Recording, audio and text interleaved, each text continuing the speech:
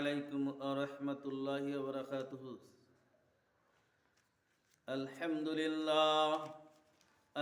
لله نحمده ونستعينه ونستغفره ونعوذ بالله من شرور أنفسنا ومن سيئات أعمالنا. من يهده الله فلا مضل له ومن يضلله فلا هادي له. ونشهد أن لا إله إلا الله وأشهد أن محمدا عبده ورسوله. فقد قال الله تعالى في كلامه المجيد وفرقانه الحميد: أعوذ بالله من الشيطان الرجيم.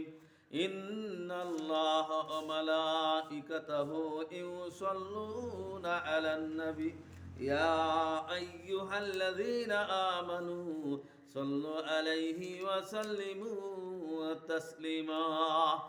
اللهم صل على سيدنا ونبينا وشفيعنا وحبيبنا ومولانا محمد صلى الله عليه وعلى آله وأصحابه وبارك وسلم.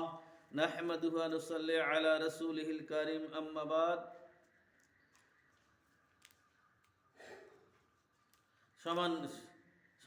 সম্মানিত মুসাল্লি ইকরাম, আল্লাহ তাআলা দরবারে অসংখ্য শুকরিয়া। আজকের দিনের মাজলিসে কোরআনে মাহফিলে জান্নাতের বাগানের মধ্যে আসা এবং বসার সুযোগ করে দিলেন। সকলে বলে আলহামদুলিল্লাহ। আল্লাহ পাক রব্বুল আলামিন ঘোষণা করলেন, লা ইন শাকারতুম লা আযিদান্নাকুম ওয়া লা ইন কাফারতুম ইন্না আযাবি লাশাদীদ।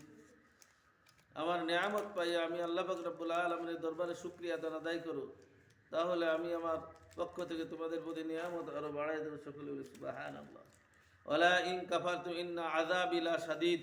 রব্বুল আলামিন ঘোষণা করলেন, বান্দা আমার নিয়ামত পাইয়া আমি আল্লাহ পাক রব্বুল আলামিনের দরবারে যদি শুকরিয়া আদায় না করো, তাহলে আমি আমার রহমত বরকত তোমাদের নিকট ছিনায় নিই এবং আমার পক্ষ থেকে তোমাদের প্রতি শক্ত আযাব ও গজব নাজিল করে। সকলে বলি নাউযু বিল্লাহ।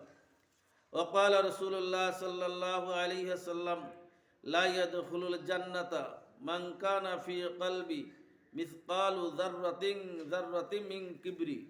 রাওয়াহুল মুসলিম। রাসূলুল্লাহ সাল্লাল্লাহু আলাইহি ওয়াসাল্লাম বললেন, কোশ্চেন কালেও তোমরা জান্নাতে যেতে পারবে না যতক্ষণ পর্যন্ত তোমার অন্তরের মধ্যে অহংকার আছে, দিলের মধ্যে অহংকার আছে, মনের মধ্যে অহংকার আছে। যতই নামাজ পড়ো, যতই রোজা রাখো, যতই হজ করো, যতই যাকাত দাও, যতই কুরবানি করো, যতই দান করো না কেন, কোশ্চেন কালেও জান্নাতে যেতে পারবে না। অহংকারটা আবার কি? অহংকার নিজের অন্তরের মধ্যে পয়দা করা, যে আমি জ্ঞানের দিক থেকে বড়, আমি সম্মানের দিক থেকে বড়, আমি নেতার দিক থেকে বড়, টাকা পয়সার দিক থেকে বড়, এই বড়ত্ব ঘোষণা করা, অর্থ সম্পদের দিক থেকেও বড়, এই বড়ত্ব ঘোষণা করা, এইটি হলো অহংকার। যার দিলের মধ্যে অহংকার আছে, আল্লাহ রসুল ঘোষণা করলেন, সে কোশ্চেন কালো জান্নাতে যেতে পারবে না। আল্লাহ তাআলা আমাকে আপনাকে এই অহংকার থেকে মুক্ত করা তৌফিক দান করুক। সকলে বলেন আমিন। ওয়া মা তৌফিক ইল্লা বিল্লাহ।